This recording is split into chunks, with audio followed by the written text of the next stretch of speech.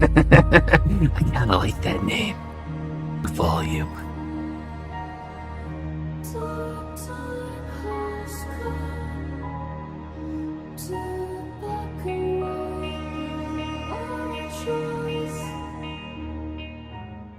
Hey, what is up, guys? Welcome back to another Marvel Snap video.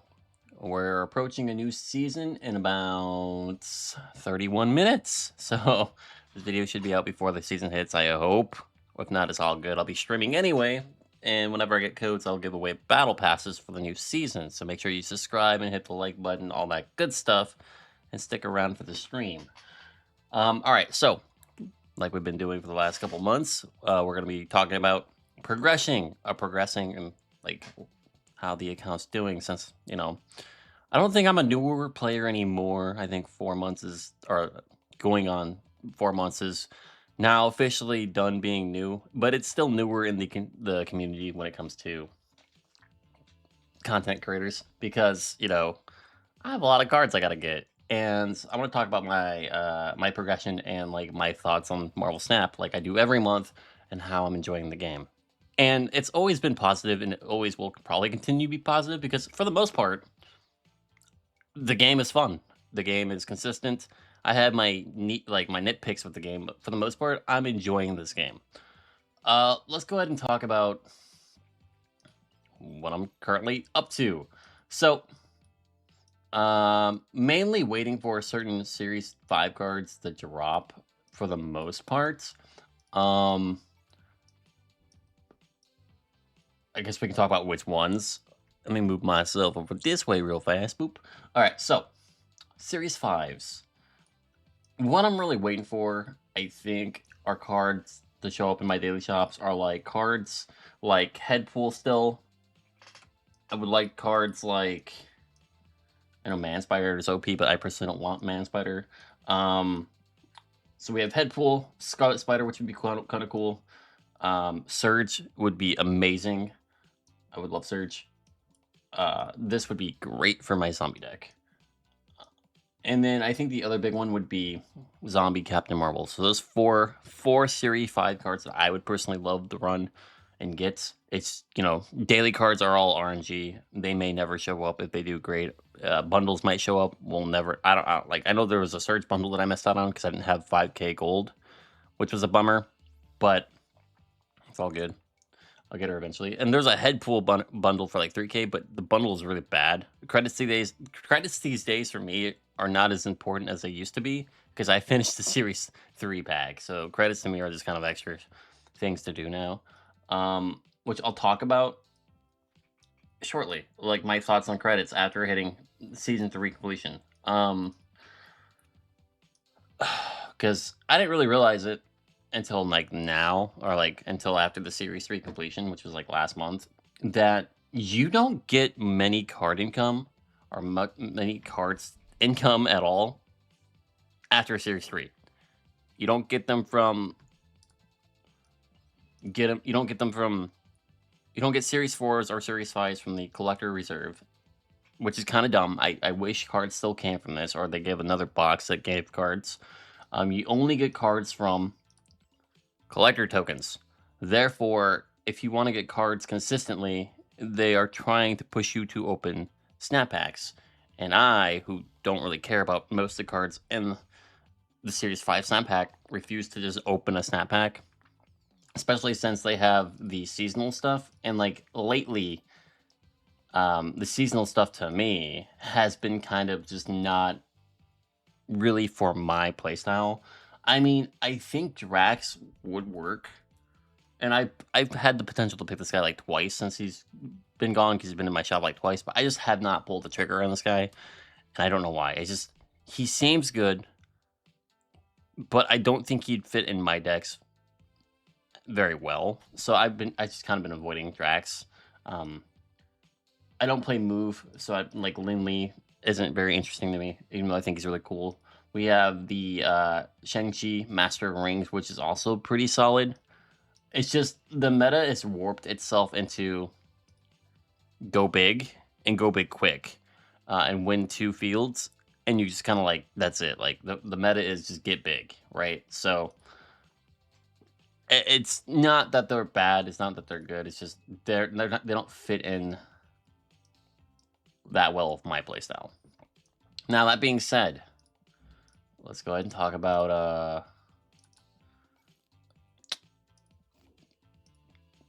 balancing, I guess, would be the next like kind of portion of this video of my thoughts on balancing. The OTAs of the last couple of weeks have been not the greatest. They have definitely addressed issues of cards that have been needing to be nerfed.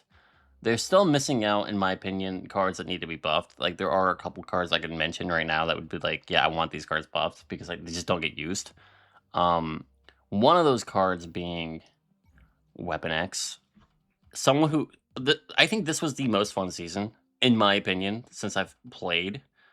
Because I started on a Weapon X series, or the Weapon X season.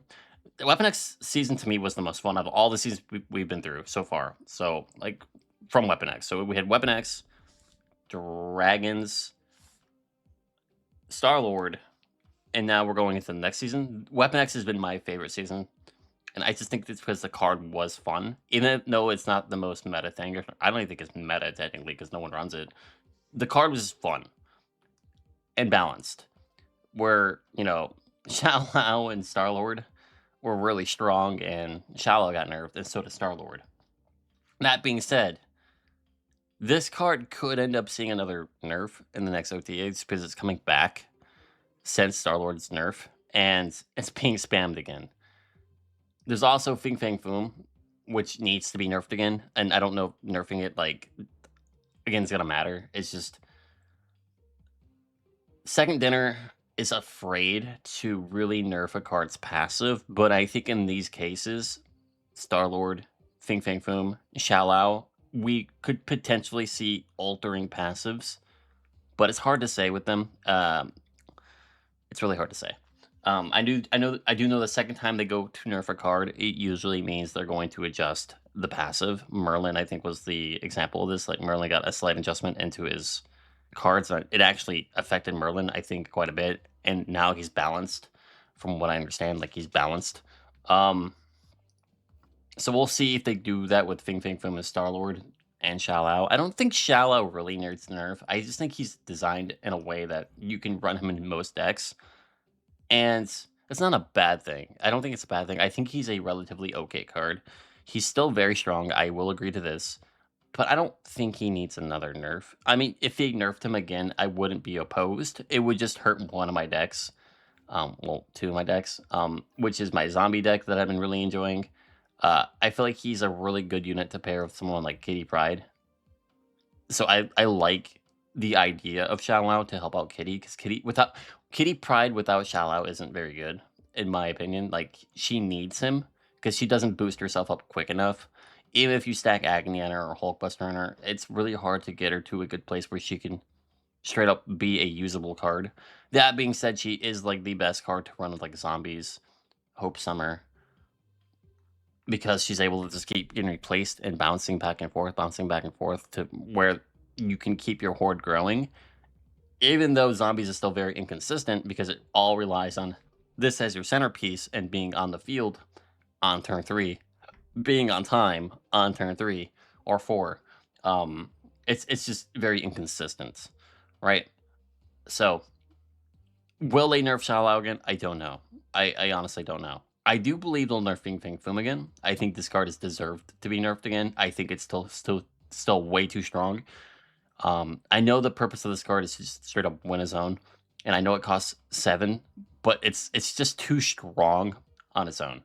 And with the new card coming in from the season pass coming up, I think Fing Fang Foom is gonna be a massive powerhouse this season, because Apocalypse, or the whatever that new card is called, like, pull it up here in a second.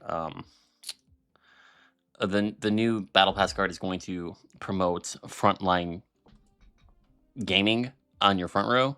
So I do think Fing Fang Boom is going to be a major player this season. This guy right here. Ensaba Nor, because he transforms into Apocalypse Celestial Chosen. But to do it, you have to have all your front row location at every, like, have a front row at each location transform into the Apocalypse.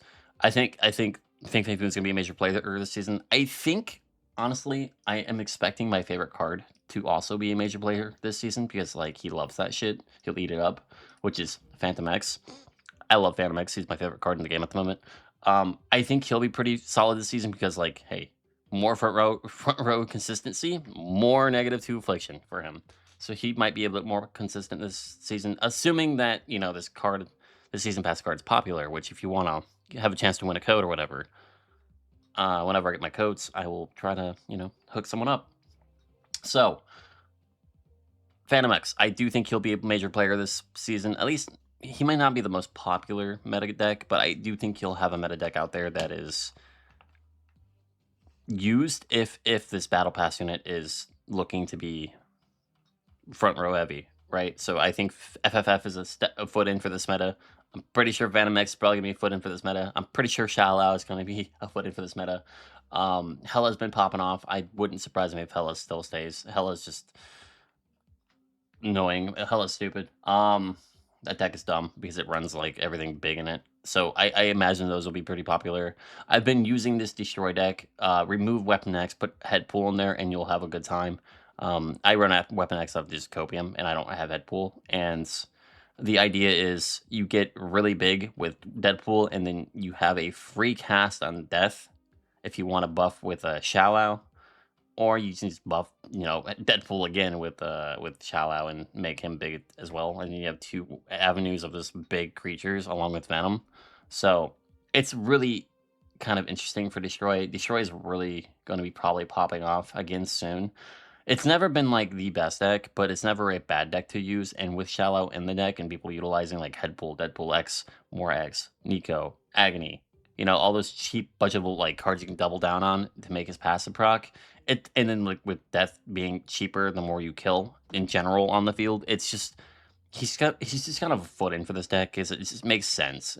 The deck is so cheap when it comes to what you're playing and has so many cheap, one cost cards, and you can reload your hand with More X, draw power with Nico, or even get a demon with Nico, which is a 1 power card, or one cost card. You can really abuse Shallow to its fullest in this deck. So it wouldn't surprise me if the Destroy deck is back.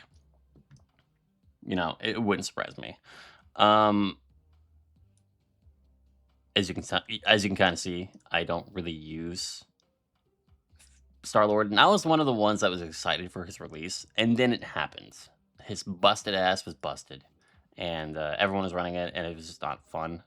So I took the high ground and said, nah, I'm not running him. I have him in one deck, but I don't really run the deck that much anymore. And he's not even good in this deck. I just have him just for energy. I haven't ran this deck in a while, so. That being said, with the new Gambit releasing, where's Gambit at? With this Gambit releasing, I'm sure I could just slot him in and make it work. Nimrod is a 5 cost.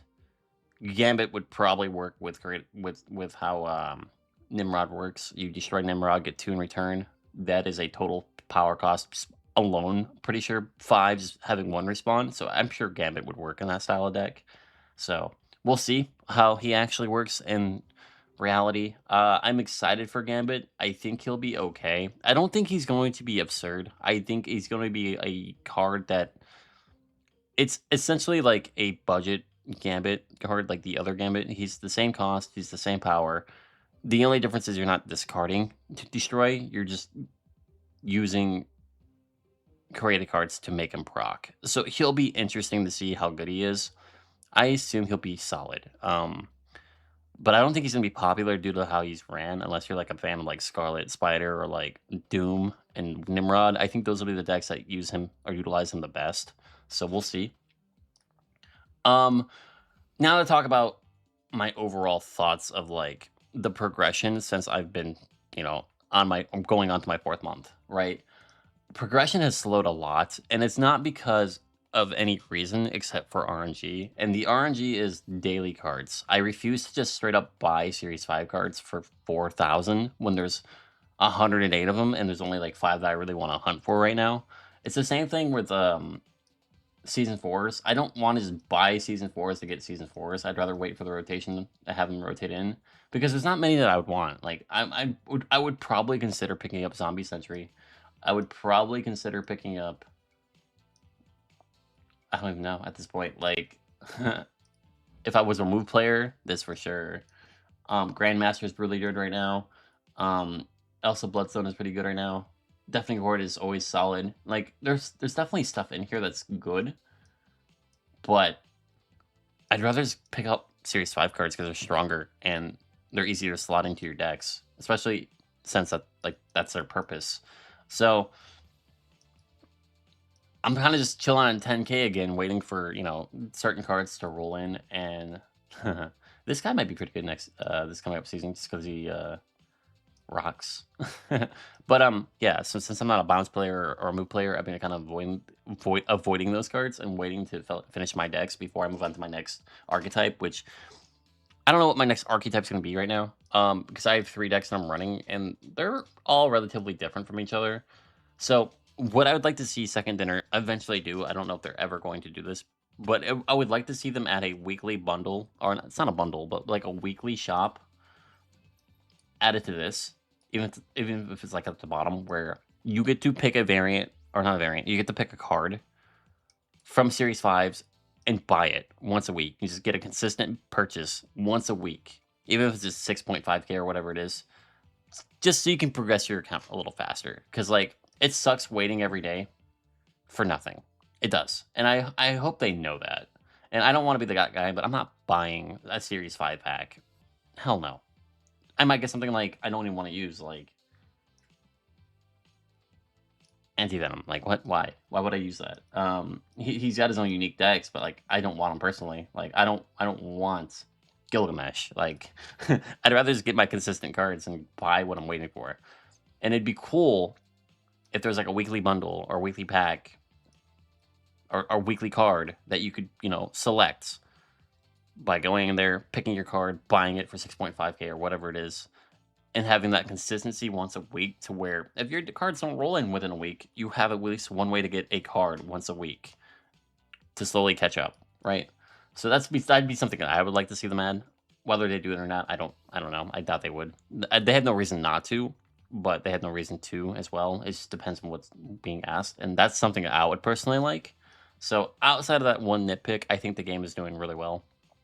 Progression, it's a little slower these days because I don't really have the urge to push for these as much when I'm sitting on 10k already.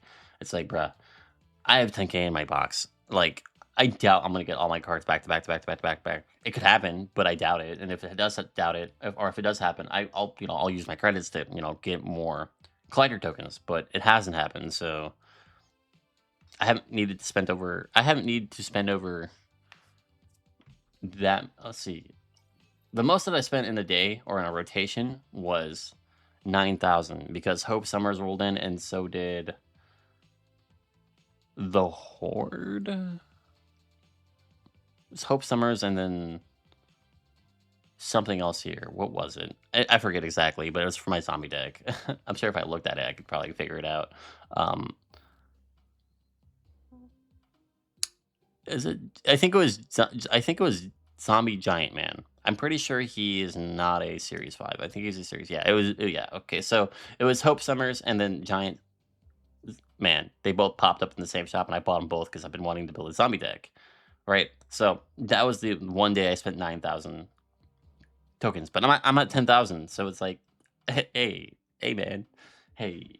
So yeah, I don't know. So outside of like that one thing, it's been fun. Like I don't mind it. The meta isn't in a great place, but it is what it is. Like I already finished the Sanctum. I already bought out what I wanted. I got X23, which is not. I didn't want the card per se. I wanted the card art because I already had the card, and this is like a really sick card art. I love X-Men stuff. So I'm pretty satisfied with this event. I think it was all right. It sucks. It sucks that there was no Series 5 given out in this event. I wish they would give out more Series 5s. And speaking of Series 5s, if you plan on buying the Battle Pass, buy it through the web store and get your free Series 5 pass or pack. But outside of me promoting that, it's been it's been fine. I'm not in a bad place with Marvel Snap. I think it's doing good. I don't really feel any negativity towards this game. I feel negative towards the meta sometimes because like where the meta is, it's not in like a great place. I think the meta could be pretty anti-fun, especially if you're a new player. I feel like the meta could be pretty not fun, especially once you start getting up to like the high 80s and you start seeing these decks. It could be a little discouraging. That being said, a lot of answers to those decks are in the Series 3 packs. For example, Rogue. I think Rogue is a sleeper pick. I think she's great. Now you could just run Enchantress and just confirm, counter them. I prefer stealing the stuff because I can utilize, the stuff that's being ran and the ongoing stuff. Rogue is really good against Null, Wong, Iron Man, Onslaught, like stuff like that. You might see them in the meta. Null less so now, unfortunately, because Null is getting replaced by Xiao. So like if you see a destroy deck, you might see Null still. For those who haven't caught up with the meta running the older destroy decks. But whenever they catch up and they start running the proper destroy deck, and instead of Null as Xiao, you're gonna start really hating your life because Xiao is so strong. It's not like the worst thing ever. Like, I'm not gonna sit here and be like, "Oh yeah, this new destroy deck is like, oh, mega broken. No, it's the worst." No, it's not that bad. It's the same thing essentially. It's just now you don't really have a way to counter the destroy player unless you're running armor and Cosmo. Those are the best two options of countering like a destroy player, but I don't think we're in a destroy meta yet. I think there is a possibility that it becomes a destroy meta eventually. I do think it's going to be other stuff though. I still think the Hella decks are going to be popular, the most popular, and whatever Fing Fang Foom decks are out there. Those are 100% going to be the most popular decks. Then you'll see your sprinkle of like destroy in there, and like I doubt you'll see like what I'm running. I don't think you're going to see many Phantom X's because a lot of people skipped him, and I don't think you're going to see many zombie decks. You'll see a couple, but they're not ultra popular. But those are the fun decks to fight against anyway. So yeah. But that's gonna be it, guys. Yeah, that's gonna cover everything. It's been a fine third month. I don't mind going on to my fourth month. I'm looking forward to playing. I'm not like discouraged to play. I think this new season coming out are going to have a lot of cards that you can skip. I've already talked about this, where you can start using your collector coins in the daily shop if you're afraid of missing out on your seasonal stuff. I think Storm is a must pick, but she's not coming into like later, like way later. I think next month. I don't think Juggernaut or Gambit are going to be must grabs. I think Juggernaut's actually kind of buns, so he may get buffed. I think Gambit isn't in a situation where I don't think he'll get buffed, but he's going to be super niche, and those players who run him will have him. But for the most part, most of us who don't run created cards won't care. So we'll see what happens with him. As for the Season Pass card, I do not know how good Apocalypse is going to be. I think he'll be okay. He's definitely not going to be on the level of Star-Lord. He's definitely not going to be on the level of Xiao. He may be more in line with Weapon X. Maybe. I think Weapon X is pretty bad right now, so he might be a little better in Weapon X. The premium card is going to be the one I think impacts the meta the most because of how easy and free it is. You just place it down and it doubles its power every time. Let me see if I can actually find it so I can actually give you an actual description of what this premium pass card is, because I think this thing is actually going to be why the meta is annoying, if anything. Iska. I think this card right here will be the card that is the most annoying to fight this season at the moment. Because it's just, you place her down turn 4. You probably have a Maverick up on the field. You probably have an Agni on the Maverick. You can probably utilize Ramp in some sort of way to make this even more convenient for her to double her power. But essentially, at the end of the turn, if you're losing this location, double this card's power. I think this right here can fit in most decks. I think she's a very flexible unit to most decks, just because, like, 3 goes to 6, 6 goes to 9. Like, if you're running turn 7s or even turn 6s, like, or you have a way to cheat her out, because Surge or whatever, like, I think she may be a problem. Potentially. I think this unit will be a problem and be good at locking down areas and make people afraid of playing on that spot. Kind of like how Locky was early on. I know early on in Lockheed's life that people just weren't playing that zone because they were afraid of getting afflicted. Um, but eventually, we kind of grew out of that. I was never really that cared. That goes like, okay, it's like me. I don't care. I'll get bigger than you. You're just a one powered dragon that thinks he can control a spot, which he can, but not really. Um, I think the unit will be just a more oppressive Lockheed, where like you're afraid to test that spot until like the last turn, and then you're gonna have to math to make sure that you can get above this unit's power spike at the end of that turn. So we'll see. I think she'll be really good. I think this is probably the strongest thing coming out this early season, but we'll see. We'll see. But yeah, that's gonna be it, guys. That's my end of the third month progress, my thoughts on the game. And yeah, I'll live stream soon. Have a good one.